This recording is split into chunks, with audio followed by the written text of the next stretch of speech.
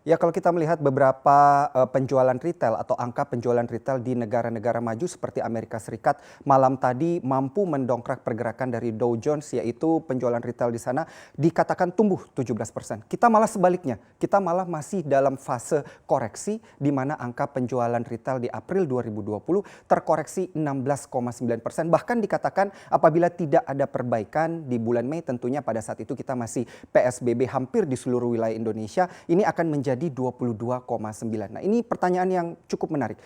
Kalau penjualan retailnya turun, pertumbuhan ekonominya nanti akan seperti apa? Mari kita bahas satu persatu data yang sudah kami himpun dalam pandemi menghantam konsumsi RI.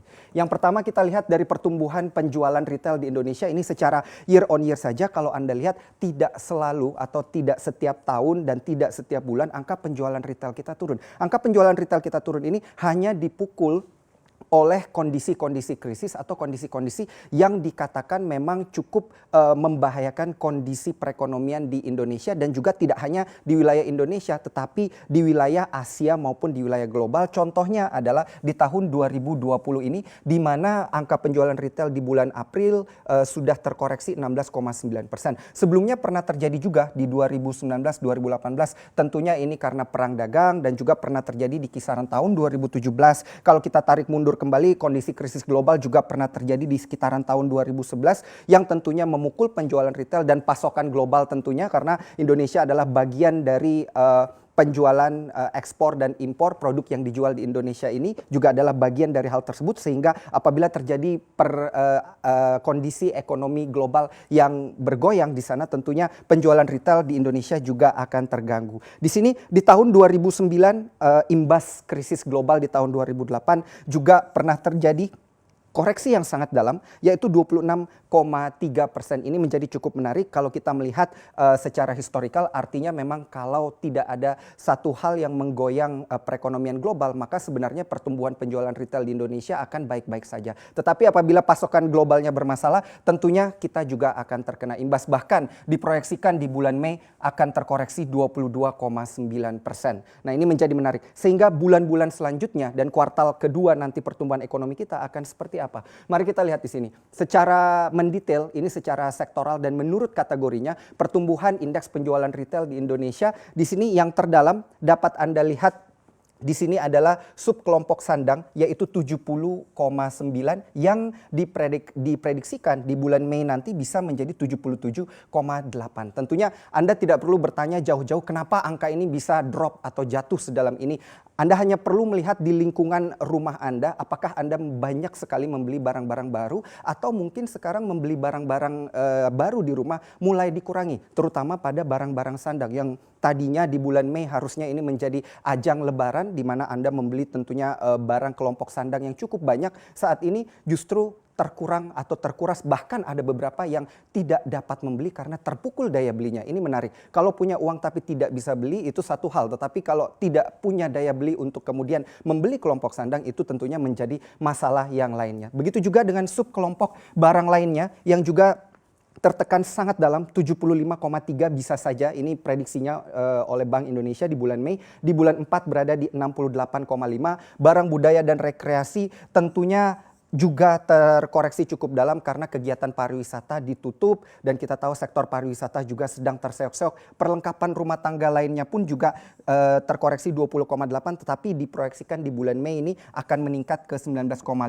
dan thanks to e-commerce di sini ya yang membantu perlengkapan rumah tangga lainnya banyak yang dibeli secara online dikatakan di sana. Kemudian peralatan informasi dan komunikasi pun dikatakan masih turun, padahal kita tahu work from home ini mendorong kita untuk lebih banyak bekerja di rumah, tetapi ternyata untuk bulan 5 sendiri di mana kondisi PSBB semakin ketat di bulan Mei 2020 ini, ternyata ini memukul juga untuk peralatan informasi dan komunikasi ke 20,7. Bahan bakar kendaraan bermotor tentu saja karena kendaraan banyak yang dibatasi, tidak banyak yang pergerakan keluar rumah, ini hampir di seluruh Indonesia, sehingga koreksinya di bulan 5 ini akan menjadi semakin dalam. Makanan, minuman dan tembakau pun juga di sini kelompok yang terpukul 14,1 namun tidak sedalam subkelompok sandang, dan juga suku cadang dan aksesoris juga terpukul. Ini imbas kendaraan yang kemudian banyak tidak diservis. Anda bisa melihat kendaraan Anda sendiri di rumah, tentunya kalau tidak banyak dipergunakan maka tidak akan diservis nantinya. Nah, ini kita melihat imbasnya kepada indeks keyakinan konsumen. Nah, kenapa ini penting? Karena kita tahu konsumsi dan juga pertumbuhan ekonomi di Indonesia ini ditopang oleh konsumsi dalam negeri kurang lebih untuk kuartal 1 2020 sekitar 58%. Sehingga kalau kita memahami bahwa konsumen kita tidak yakin dengan pertumbuhan ekonomi ke depannya, tentunya konsumen-konsumen ini tidak punya keyakinan untuk banyak membeli barang atau menambah barang atau mengganti barang. Yang artinya ada kemungkinan daya beli mereka terpukul atau memang sedang menabung. Tapi khusus untuk kondisi pandemi ini tentunya data-data menunjukkan bahwa daya beli masyarakat Indonesia memang sedang terpukul. Kita lihat di bulan April, di sini dikatakan indeks keyakinan konsumen yang diukur dengan angka 100 di sini, apabila berada di bawah angka 100 artinya pesimis, di atas angka 100 berarti optimis. Sudah berada di angka 84,83 dan di bulan Mei diprediksikan berada di angka 77,8. Semakin buruk optimismenya, tapi semoga di bulan Juni ini tidak seburuk ini. Karena kita tahu PSBB dilonggarkan, roda perekonomian kembali diputar walaupun dengan jumlah kasus penyebaran COVID-19 yang berada di kisaran angka 1.000 hingga 1.100-an per hari. Tapi semoga ini bisa mendorong keyakinan konsumen ke depannya agar ekonomi bisa berputar kembali. Nah, imbasnya kemana? Imbasnya akhirnya tentu kita akan melihat pada pertumbuhan ekonomi di Indonesia. Kontribusinya tadi sudah sempat saya sebutkan bahwa untuk kuartal 1 2020 58%. Jadi Anda bayangkan kalau 58% dari konsumsi dalam negeri ini didorong oleh angka yang tidak optimis atau pesimis tadi indeks keyakinan konsumennya. Tentunya ini akan mendorong pertumbuhan ekonomi kita lebih turun lagi daripada kuartal 1 tahun 2020. Kuartal 1 2020 2,97, di kuartal kedua tidak heran apabila Ibu Sri Mulyani mengatakan bisa saja pertumbuhan ekonomi kita ini terkontraksi atau terkoreksi 3,1%. Nah, tentunya dengan angka-angka yang sudah kami jelaskan sebelumnya. Ini tentunya lebih rendah daripada konsumsi rumah tangga di kuartal 4 tahun 2019 yang dikatakan masih tumbuh 5%, walaupun banyak yang mengatakan kenapa hanya 5%, tetapi ternyata angka 5% itu kalau dilihat dari sudut pandang saat ini sangat tinggi dan memang perlu disyukuri melihat kuartal 1 kita ada di 2,97 dan proyeksinya di minus 3,1 untuk kuartal kedua. Di kuartal 1 2020 ini pertumbuhan konsumsi rumah tangganya yang kekuatannya 58% ini ada di 2,8%. Wajar saja kalau di kuartal 1 2020 pertumbuhan ekonomi secara keseluruhan terkontraksi atau tumbuh melambat menjadi 2,97%. Terakhir kali kita melihat koreksi yang cukup dalam adalah di kisaran tahun 98-99 di mana pada saat itu terjadi krisis politik yang akhirnya menggoyang kondisi ekonomi dan politik di Indonesia, dan pertumbuhan ekonomi hanya tumbuh bahkan tidak tumbuh atau terkontraksi 18,26%. Kedepannya akan seperti apa?